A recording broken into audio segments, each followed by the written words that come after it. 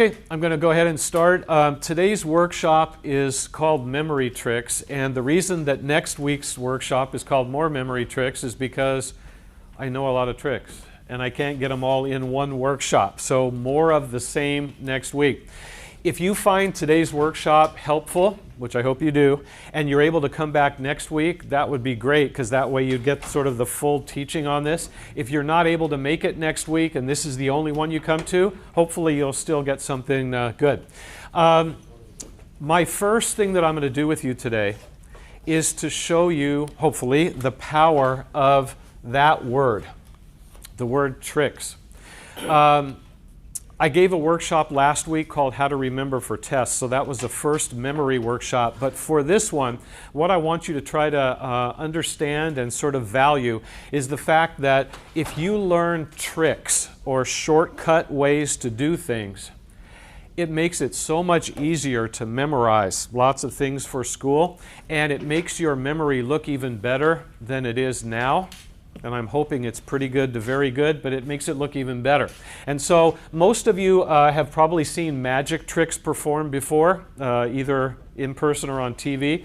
And if somebody's a good magician and they do a trick and you watch carefully and try to figure out how they move the elephant from there to there or cut someone in half and put them back together, if they're good, you can't figure out how they did it and your mouth drops open. Wow.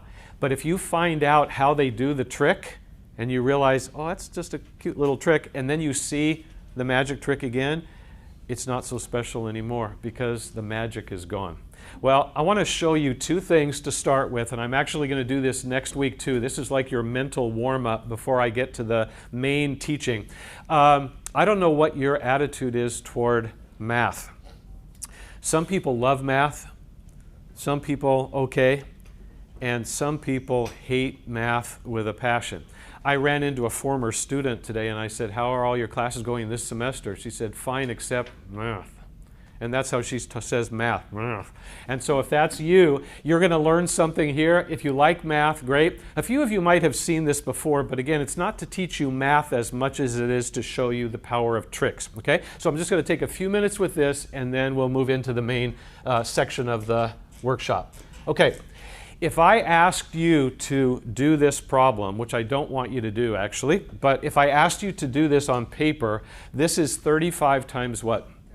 35. Now, even if math is your weakest subject, if you wrote down that problem and you did the problem, I think everyone here could come up with the right answer. You know, it's not that difficult.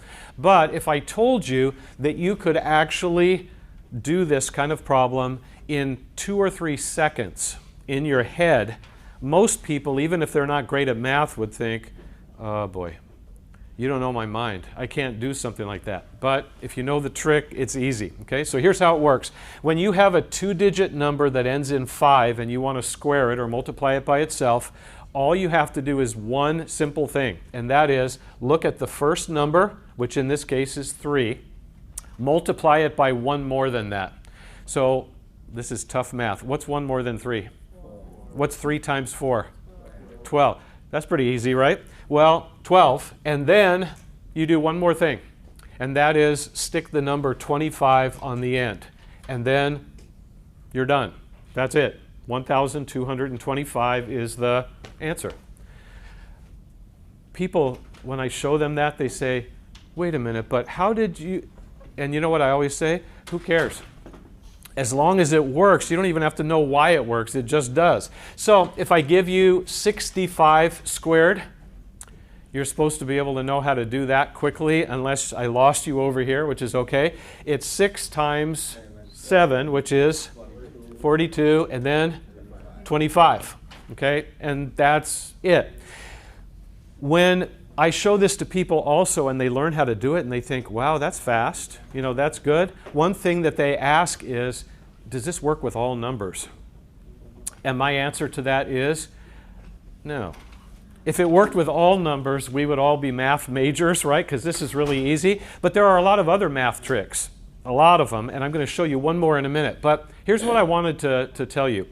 I have actually had students try this before, and whether you do this or not is up to you, but it's kind of fun to experiment with it or to try it, and that's this.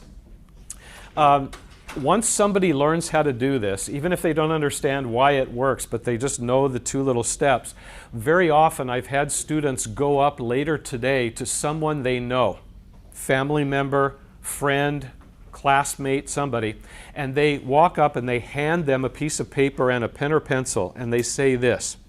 And if you do this, this is what I want you to say. You say, I want you to choose a number that is 2 digits and ends in 5, and you square it on paper, and I'll do it in my head, and we'll see who finishes faster. So in other words, you're trying to show off your great math ability, okay? So the person looks at you, and I've had people even do this with family members who knew they were bad at math, and this really blows the mind of somebody like that. So they say, okay, 2-digit number that ends in 5. You say, yeah. They say, okay, how about 25? And so they write the problem the way that it normally is written. By the time they finish writing the problem, you should already know the answer, and they haven't even started figuring it out yet. What's the answer to this? Yeah, 625, because it's 2 times 3 is 6, 25. So what you do to impress them is before they've even done anything, you tell them the answer. But you don't say it like this, 625. You have to have an attitude about it. You say it this way, 625. Like, come on, give me something tough. And they're going to look at you and they're going to think, get out of here. And then they're going to start going through and doing the problem the normal way. And then at the end, they get the same answer that you got. And they're going to look at you, I guarantee you, and they're going to say, how did you do that so fast? Okay? If they ask you, this is the only time I'm ever going to say this, ever lie. Don't tell them, okay? Say this. This is my favorite thing. Say this. I can't tell you how I do the problem like that so quickly, but I've been lying in bed till 2 o'clock in the morning every night learning to move the numbers in my mind. And they'll look at you and go, wow. And they'll say, I wish I could be as good as you are. And then here's the hardest part. You have to have a straight face, no smile and whatever. You look at them and say, well, you keep working on it and maybe one day you'll be as brilliant as I am. And that's hard for you to say because you know that it's just a simple trick. But what they think when you're able to come up with something that fast is that you're basically doing this. And you're doing all these things and you're not doing any of that. Well, it's kind of nice to be able to do something like this and impress somebody. Okay? Now, if they ask you a day or 2 or 3 later, if you see them again and they say, can't you tell me how you do those problems so fast? I'm still thinking about that. Go ahead and say, all right, I'll tell you. And then show them this and watch their great admiration of you just drop. And they'll just look at you like I thought you were special. Because it's not special, but if you don't know how to do it, it looks fantastic. Okay, so that's the idea with tricks. And then I'm going to show you one other really fast one. And then I want you to kind of get ready for the main teaching today. I don't know how many of you have ever seen this, but it's even more fun for me than the other one. If you're given this problem, which is not hard to do at all, but it just takes a little while to get it done, if you know the trick, you can do it in 1 second. Okay, what's 6 plus 2? 8. Done. You didn't even multiply anything. And it's a multiplication problem. That's pretty odd, okay? 54 times 11, 5 plus 4, and so it's 594. So you can do that in 1 second, and the other person is still 1 times 3, 1 times this, and you look so brilliant, okay? And it's because you know the shortcut, you know the trick, okay? So that's the idea, and again, I'm going to give you a few more of those next week. Some people have said, can you do a whole workshop on math tricks? I should probably do that sometime because I know a lot of them. One of the things that I love about these math tricks, is sometimes when people learn how to do them, and they show them to somebody and the other person's impressed, it's the first time in their life that they've ever felt power over numbers because they hate math and they start to kind of get into it a little more. Well, one of these days maybe I'll do that. But for today, the main thing that I want to do is I want to show you 3 specific things that have helped students to score higher on tests. Okay? The first one, and this is kind of the first of 2 similar ones, is I'm going to explain a little bit about how acronyms can be used to help you get better grades on tests. And The big key, and I'll explain this more in a couple of minutes, is that acronyms normally are words, and they're made up of first letters of other words. And all of you have used these before in your life, but most people didn't even know what they were called. And so I want to give you 3 practical examples of how these can help you under the pressure of a test to remember everything that you're supposed to. Okay, the first one is sort of a common idea for an acronym, and that's the word HOMES. And this word is a very common word that everybody here knows, but actually this is this great powerful memory trick. And it doesn't so much look like it when you see it, but it is. This is a help in a geography class, more than likely, and it's to help a person to memorize the 5 Great Lakes that are in and around the state of Michigan. And memorizing 5 things for a test, no big deal. But if you had 100 other things that you had to learn, the trick is, how can you stare at all of those when you're studying, and then when you get to the test, remember them all? Wouldn't you maybe forget 1 or forget 2 or forget 3? So the way that acronyms are almost always written is vertically. It works better that way. And then I'll just go ahead for this one so you can kind of get an idea. These are the names of the 5 Great Lakes: Huron, Ontario, Michigan, Erie, and Superior. Okay, and again, those 5 things by themselves are not that tough to learn or to remember, but I want to show you something. By the way, when I teach students how to create acronyms and how to write them, it usually works really well when you do this when you're done. I always kind of encourage that, and that is to draw a box around it so that the actual acronym kind of pops off the page. It just makes it a little easier to remember. Well, if you were required on your test in geography, among other things, to write down the names of the 5 Great Lakes, and you got to that question and you thought, okay, I studied that, I know that was in my notes or in my book, and I know I had it somewhere, and you're trying to just find one of the lakes here, one back here, and you're just searching for them. That's a lot of pressure on a test. But if you've memorized this, which just takes a little practice, then when the test comes, all you should have to do is write these 5 letters, and everything else should just come spilling out of your brain. Acronyms work well for people because each one of the letters is kind of like a little hook that you hang a word on. And so it tends to, even under a nervous type of situation on a test, it all seems to come back to a person more than if they just stared at the names and hoped that they would remember them. Okay, so again, this is a word, the word HOMES, made up of first letters of other words. The second one, I think we have several people in here who probably will recognize this one. I don't know if anyone knew that from your previous experience, but this one is pretty common. Okay? Rainbow. Yeah, right. So these are the colors of the rainbow. When would you ever need to know that? Well, I guess if you took a rainbow class.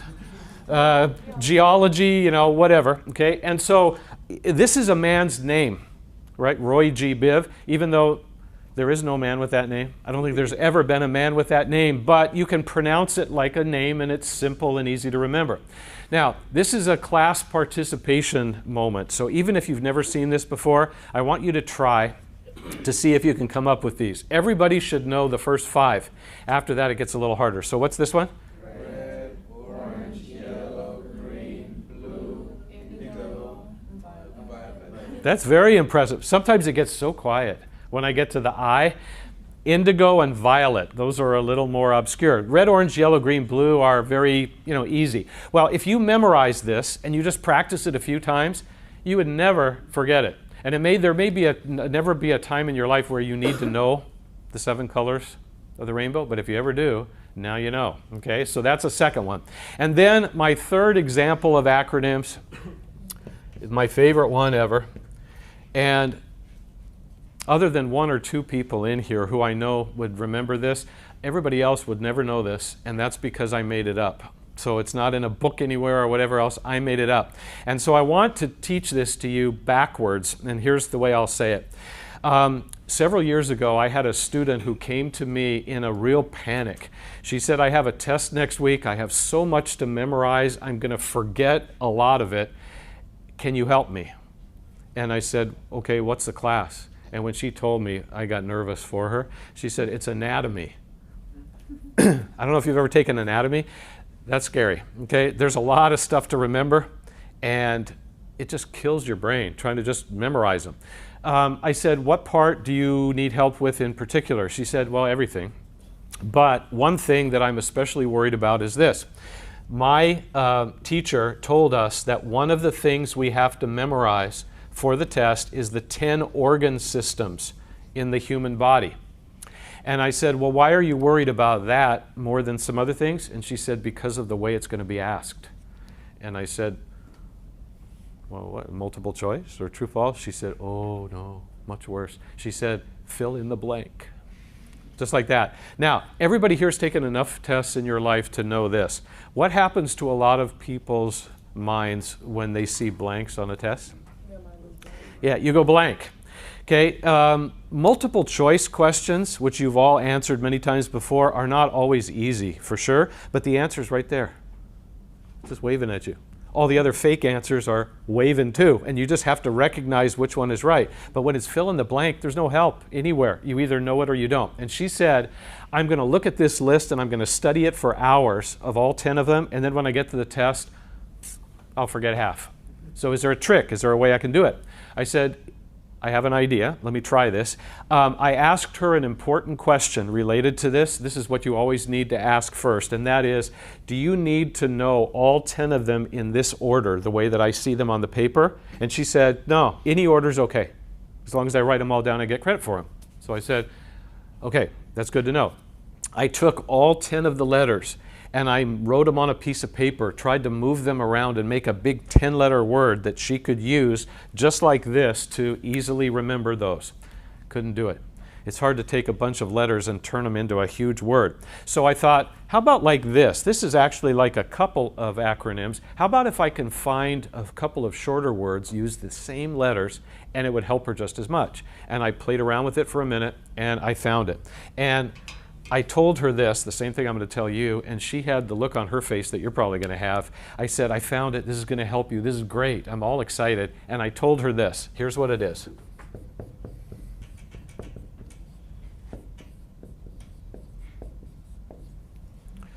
I said, it's nicer drums. That's going to help you on your test. And she looked at me like, what in the world are you talking about? She said, what does that have to do with the body? I said, nothing. It doesn't matter. As long as you have these letters to hang the words on and you practice, you're going to remember it. Well, some of you are more science-oriented than others, and I'm going to go through these really fast. If you're going to end up being a nurse, a doctor, X-ray technician, something in the medical field, this would probably be good for you to know. Everybody else, you can just sort of learn it for a second and then forget it. Okay? This is the nervous system. I'll skip that one for a second. Circulatory, endocrine, reproductive, digestive, respiratory, urinary, muscular, and skeletal. So all those systems you have. Now, anybody know what the I stands for? I always like to ask that because I embarrassed myself that day when I was helping her. I do that all the time. And it had to do with this one. Anybody know that one? Okay, a lot of people think immune system, or they look down and they think intestines. They're just like anything I have that starts with an I. But actually, when I saw this word, and most of you have never seen this word before. A few of you probably have, but most of you haven't.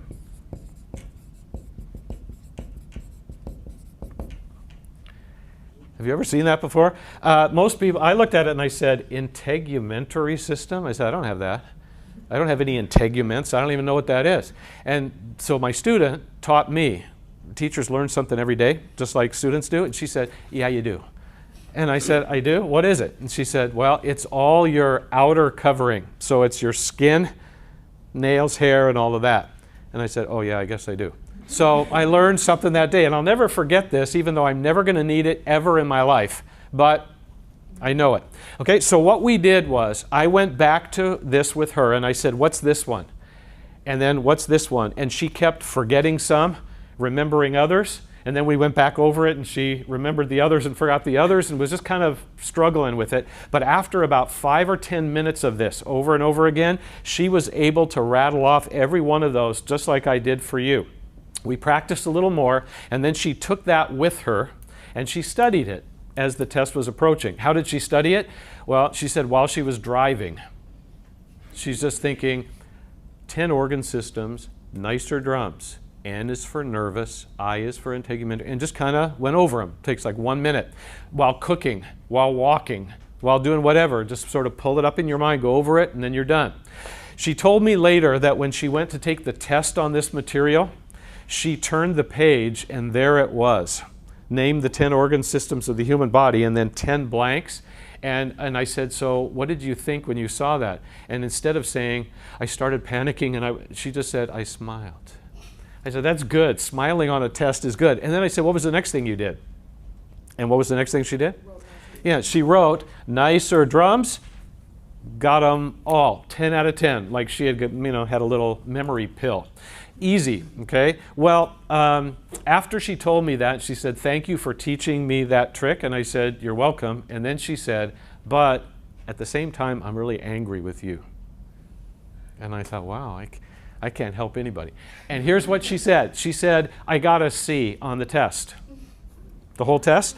And I said, well, a C is not a great grade, but this is anatomy. If you pass a test, I mean, that's a great achievement. And she said, yeah, but why didn't you teach me tricks like that for everything? I needed to know, then I would have gotten an A. And you know what I told her, and I think you kind of know this already, even though I haven't gotten into this much, you can't use tricks like this for every single thing you need to learn for a test. You get so confused, you start mixing up the tricks and everything else. Every once in a while, when you have 4, 5, 6 things to learn, this works great. Other times it doesn't work at all, and you need other tricks. That's what we're getting to right now, okay? So that's 3 examples of how acronyms work. Let me go ahead, by the way, so I don't forget that, and start the sign-in sheet. Again, I want you to try to listen to what I'm teaching the whole time, but when that gets to you, fill it out, pass it along so we can get it all the way to the back. The other one that I want to show you that is similar, and we'll just take a couple of minutes with this, is acrostics. And acrostics use first letters of words usually, just like acronyms do, except acrostics are not words, they're sentences instead. And so one very simple example of this that some of you may be familiar with is that. Those are not, that's not an acrostic, because that's obviously not a sentence. Anybody recognize those letters? This one is for music. Anybody in here who's ever taken music lessons ever in your life, one of the first things you had to learn how to do is to read the notes. That kind of helps, so you know what to play.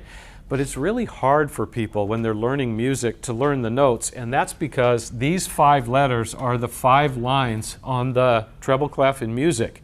And trying to memorize these is pointless because it doesn't mean anything. It's just a bunch of letters. And so there's a sentence that is in almost every beginning music book that helps a person to remember this. And a few of you may know that. What is the sentence? Every good boy does fine. Yes, it's every good boy does fine. That's a little bit of a strange sentence, but where do those words come from? Like, what does that mean? Well, E, G, B, D, F. Always the first letter. Okay, so if you memorize that, it would help you to remember what each one was. But I wanted to show you 2 other quick things about this. I've learned in recent years that most beginning music books don't have this sentence anymore. They changed it. That was the sentence for a long, long time. Food. Everybody loves food. And so here's one of the new ones. Every good boy deserves fudge. So if you like chocolate, you like fudge, that makes it easy to remember. And then I wanted to tell you this really quickly too. Last semester, a student told me something I'd never heard before, and that was, he said, I learned music to learn how to play the piano, but I didn't learn it this way. I didn't learn it with other deserves fudge. I learned it with Sesame Street. And I said, what? And he said, here's what I learned. Ernie gave Bert dog food. I love that one. Okay. So in other words, it can be any sentence you can think of as long as each word begins with the right letter. And so you can just use your imagination almost on that. Okay. And then the other one that I'm going to give you as a little example of this has to do with something that I know some of you have learned before, and that is in the subject of math, order of operations. What's the sentence? And what's the whole sentence? Yeah, the normal one is, please excuse my dear Aunt Sally, even though there are other versions of that. And the purpose behind this one is that when you're at a certain level of math, you're under a lot of pressure because you have a problem in front of you that has several steps. And if you do the steps out of order, you get the wrong answer every time. And so you're sitting there and you're thinking, okay, what do I do first? Well, the P stands for parentheses, and then the E is for exponents, and then multiply, divide, add, and subtract. So this helps math students at that level to remember, what am I supposed to do first? And usually they remember it well, even under the pressure of a test, because they learned it as an acrostic. Okay, one more thing about this. Students have asked me, is it better to make an acronym or an acrostic to learn something? And my answer is always, it's better if you can to make an acronym because it's easier to remember a word than it is a sentence. But sometimes, like in this case, you can't make an acronym. And can you take these letters and move them around and try to make a word out of them? No, and that's because you need to know them in this exact order, so you're kind of stuck. So this is the preference if you can, but sometimes this is what you'll need to do. And again, you can't learn everything in college by way of acronyms and acrostics, but it gives you an idea of how you can apply that. All right, so we're going to spend the rest of the workshop today with kind of part one of something that a lot of you have never heard of, never tried before, and if you do this correctly, it's the best memory trick I know. Those two that I gave you are good, but this is even better. So this refers to the idea of mental pictures. And when I teach this to students, most of them just look at me like, did you make that up? Well, I didn't make it up, but I've used it a lot, and it helps me to remember a lot of information. I'm going to share that with you in just a little bit. So mental picture means this. Close your eyes, get a picture of something in your mind in a certain way, and then it sticks and you remember it. Okay? Everybody here has good imagination, even if you think you don't, and you're able to kind of see things in your mind, and if you learn to do it right, it's amazing how much you can learn. So the way I'm going to start this, and I'm going to just take a few minutes with this, but it's important, is the 5 qualities of good mental pictures. If all you do is close your eyes and try to get a picture of something, then it's almost like you've taken a nice short nap, and it doesn't do you any good. But if you do it this way that I'm about to explain, it works great. So I'm going to give you the acronym SPACE, which is a word. That's why it's an acronym. And each one of the 5 qualities starts with one of these letters. The first one, which I could talk about for a long time, but I'm just going to give you a little idea, is stupid. Stupid. I think every day when you wake up, you think, please don't let me do anything really stupid today. You know, we try to avoid stupid. But when it comes to memory, stupid is wonderful. And that's because the more bizarre, weird, stupid something is, the more you're able to remember it.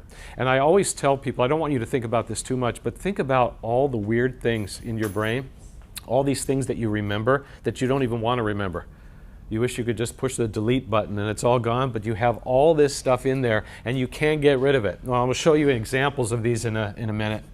The P stands for play on words. And I want to illustrate what I mean by this.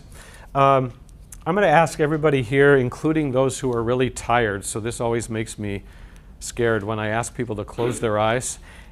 If I hear snoring, I'm going to come over to you, but hopefully you'll be okay. I want you to do this. I want you to look up here and see this word. Okay, and then I'd like to have everybody just take a few seconds, and I don't want you just looking at me. I want you to close your eyes, and I want you to get a picture of a lion in your mind. Okay, now open your eyes. Now that should have been very easy, right? But How about if I ask you to close your eyes and get a picture of that? If you could do that, boy, you're way better than I am, right? You could close your eyes, look around. No, don't see one. You can't see this because there's no such thing as this. But when you use this method, you have to see something as a picture. So you're kind of stuck. This is easy.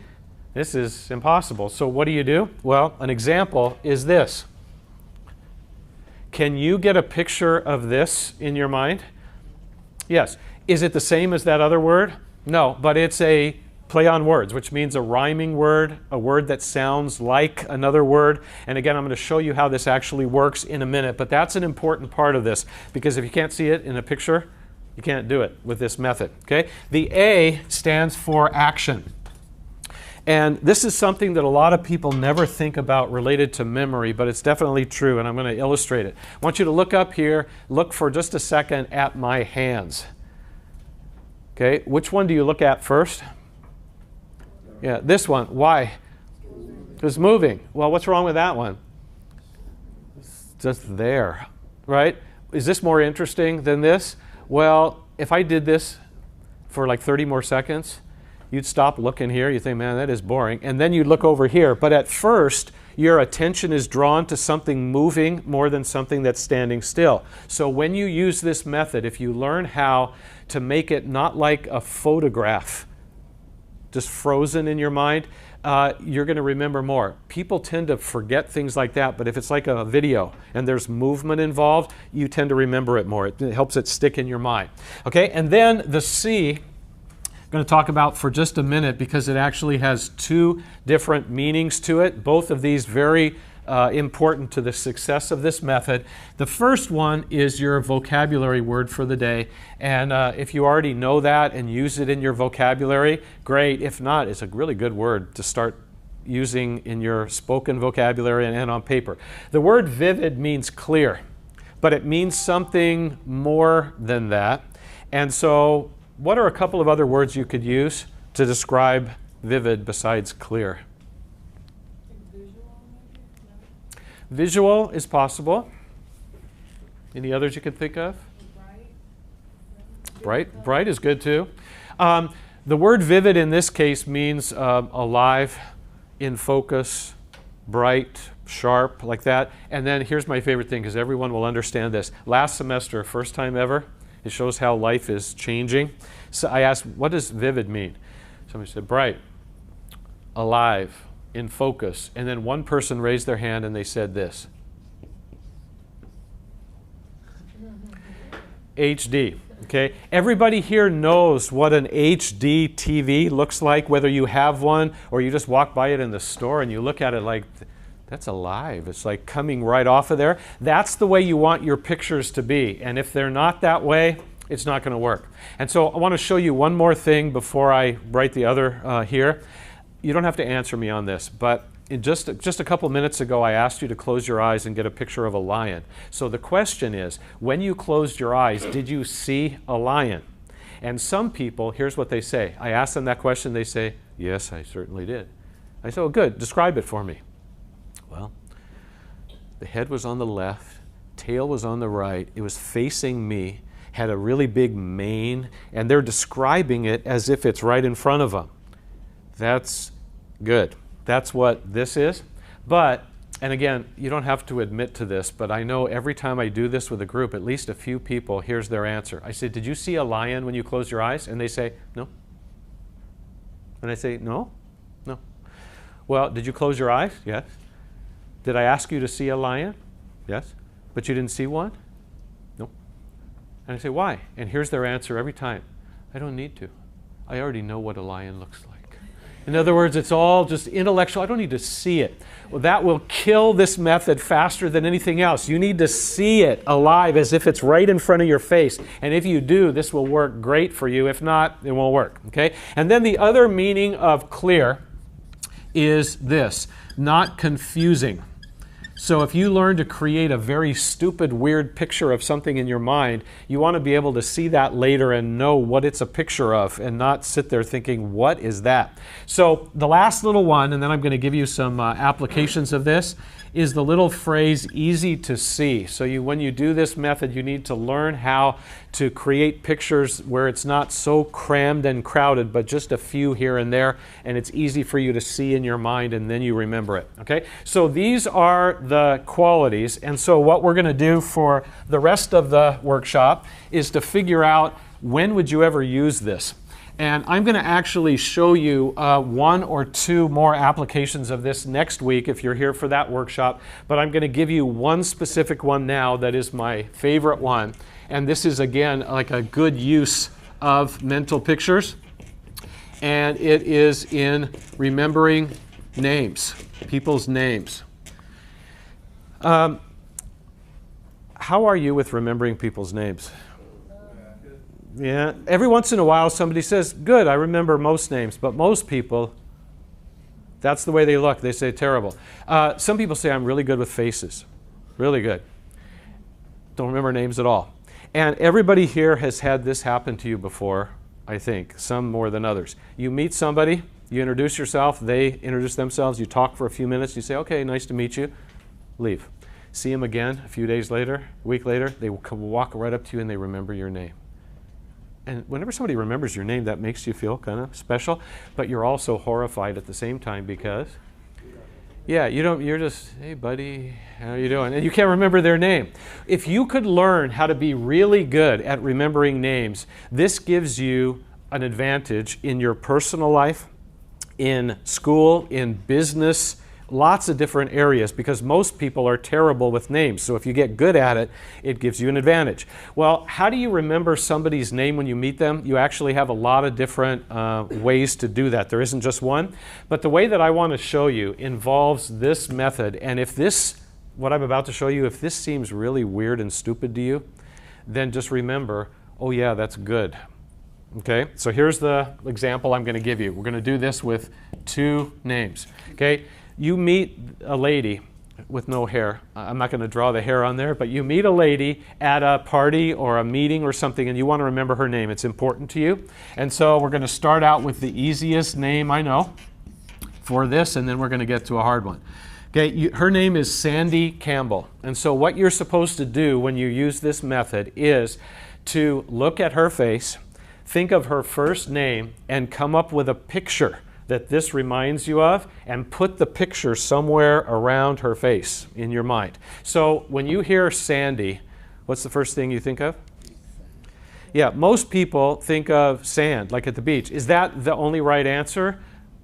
No, it could be other things. It's your own personal way you think. But if you pictured her and you wanted to say, okay, I want to remember when I see her face next time, I want to remember her name is Sandy, what could you do? Well, here's example. Some people say, I picture sand all over her face, in her hair, and I just want to go up and start brushing it off. So a really weird picture, sand everywhere. Okay, that's one. Other people have said I would picture a big sand castle built right on top of her head, like she's wearing it like a hat. That's very bizarre too. Other people have said I would picture her buried in the sand all the way up to here, and the only thing sticking out is her face. As long as the face is right in the middle of all that, whatever you come up with, as long as you see it in a very clear way, you're going to remember it. Okay? Now, the last name is often very difficult for people to remember, maybe more than the first, and so a lot of times you have to divide the last name into parts and come up with pictures for those. But we shouldn't have to do that here, which is the reason that I start with this one. Campbell. Yeah, most people think of soup. Okay, so if you have done something with this poor lady's face in your mind, and you want to remember her last name is Campbell, what are you going to do? Well, I want to hear a couple of suggestions from you to see how weird your imagination is. Yeah, she could be eating soup, and we got to get more bizarre than that, right? So, what else could we do? Use the soup to clean the sand off her face. Okay. what some people have said, and sorry about this, I know it's gross, they've pictured cream of something soup, like cream of mushroom or cream of chicken, and they just pictured it just dripping right down her face, and maybe the sand is washing off. That's pretty gross. Other people have said, I picture these little cans of soup as like earrings. Other people, big can on top of the head, whatever. So you just let your imagination kind of run crazy, and then when you're done and you see that as if she put it on and she's wearing it, then next time you see her, you walk up to her, Sandy Campbell, how are you? And she says, wow, you remember my name. That's so nice. And little does she know what you did. And you don't want to tell her this either, because then she'll run the other way. But that's the way that this is done. Okay, now this is an easy name. Most names are not that easy. So I'm going to give you one more. And this is a very hard name to remember, but it's a good illustration of this too. Okay, anybody know who that is? Yeah, that's me. Okay, so that means if I see any of you after today, you better know my name, because I'm going to teach you how to remember it. Okay, this is how I become famous or infamous or whatever. Okay, so I want you, remember, when you do this, you're not supposed to think. You're supposed to just react, like the first thing that pops in your head. So when you hear Scott. Okay, a lot of people, first thing they think of is Scott tissue. So they think of toilet paper or Kleenex or whatever. So then I say, okay, you have a real face in front of you now. What are you going to do? And they look at my face and they're trying to figure out, and I've had people say things like, well, I picture Kleenex coming out of your nose, you know, like it's a dispenser, or big rolls of toilet paper instead of my ears, or something else like that. What else does Scott sound like or rhyme with? Yeah, Scotch tape. Other? Right, all kinds of possibilities. Which one of those is best? Whatever one you come up with, because again, that's the way your brain works. But I'm going to give you an illustration of this. Scotch tape is what some people come up with. And I say, okay, that's good. So what are you going to do? You know, you got the face right here. And they look at me and they say, well, I picture you holding some tape. And I say, yeah, but come on, we got to go more stupid than that. Otherwise, you're not going to remember it. So then they picture me wrapped up like a mummy in tape all the way up. Or some people have said this, and they get very excited when they say it. I picture this big piece of tape right across your mouth. And I thought, why are you getting excited about that? But anyway, that's what they say. Okay, so we think, okay, we got my first name. Well, last name, you have to know how to pronounce the name, because if you don't, you can't do it. You're playing with the sounds of the name. So my last name is actually mispronounced by almost everybody. That's the way it's actually pronounced, is Breckner. So if you take this part, the Breck part, what does that sound like or remind you of? Breck. Brick. What else? Break. Breck. Okay, breakfast is one that people come up with a lot. And so I say, what are you going to do to remember that that's my name? And they start giving me the scariest looks anybody could ever give me. They're looking at my face. And eggs here, sausage here, bacon here. They just stick my whole breakfast all over my face. If that works, great. Other people have said the word brick, and they think, well, like bricks, like on top of your head. And that works fine. If it's not exactly right, but it's close. Okay. And then the last part of the name, the N-E-R, ner. Nerd. What are we going to do?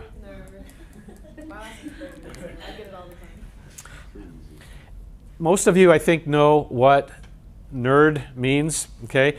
If you don't, you'll learn something, but I wanted to show you something really quickly, and that is a lot of people think differently than other people. We kind of know that.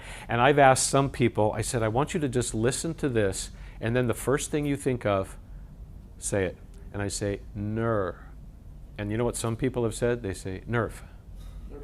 And I say, nerve? Why nerve? And they say, well, I'm in biology. We're studying the nervous system. I close my eyes and I can see nerves, and that's just the way their brain goes. Other people say, I wouldn't think of that at all. I would think of Nerf ball, nerd, you know, whatever. So whatever you use, whatever works for you is good.